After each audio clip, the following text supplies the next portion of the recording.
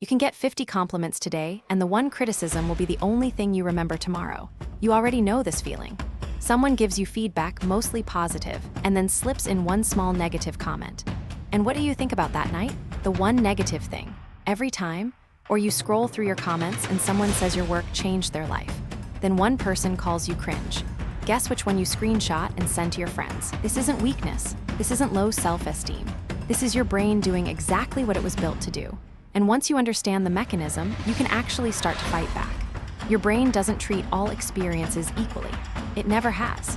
Psychologists Roy Baumeister and colleagues published a landmark paper in 2001. They literally titled it "Bad is Stronger Than Good," and that's the whole idea.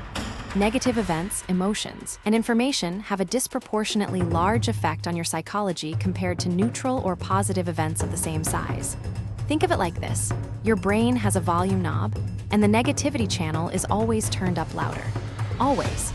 Bad news hits harder than good news. Losing 50 pounds hurts more than finding 50 pounds feels good.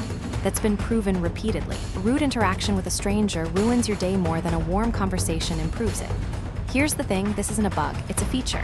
Just a feature that's now massively out of context. Imagine you're a human 50,000 years ago on the African savannah. Two experiences happen. You find a delicious piece of fruit, and a lion nearly kills you. Which one should your brain spend more energy remembering in perfect detail? The fruit or the lion? The lion.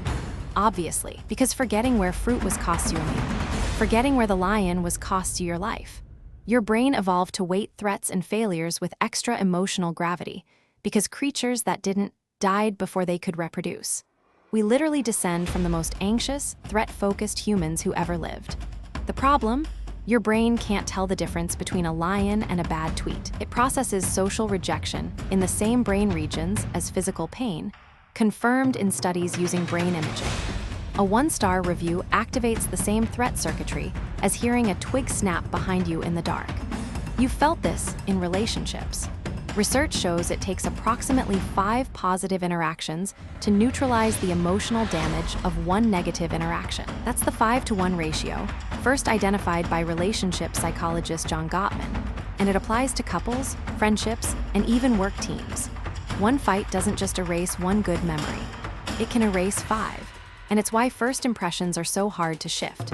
Once someone forms a negative impression of you, it takes significantly more positive data to change it than it would have taken negative data to form the positive impression in the first place. The brain holds onto threatening information like Velcro and lets positive information slide off like Teflon.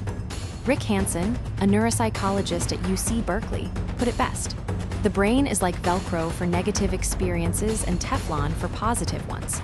Here's where it gets darker before it gets better. Negativity bias compounds. Every time your brain replays a negative memory, it strengthens the neural pathway. You're not just re-experiencing the event, you're re-encoding it, making it more vivid, more emotionally charged, more available for next time. Rumination isn't your personality. It's a feedback loop your brain got stuck in. But knowing this gives you power. Strategy 1, deliberate positive savoring. When something genuinely good happens, don't just let it slide past. Stop. Notice it. Hold it in your attention for at least 15 to 20 seconds. That's not wishful thinking. That's Hansen's research showing it takes sustained attention to actually transfer a positive experience from short-term state to long-term neural structure. Strategy 2, name the bias when it's happening.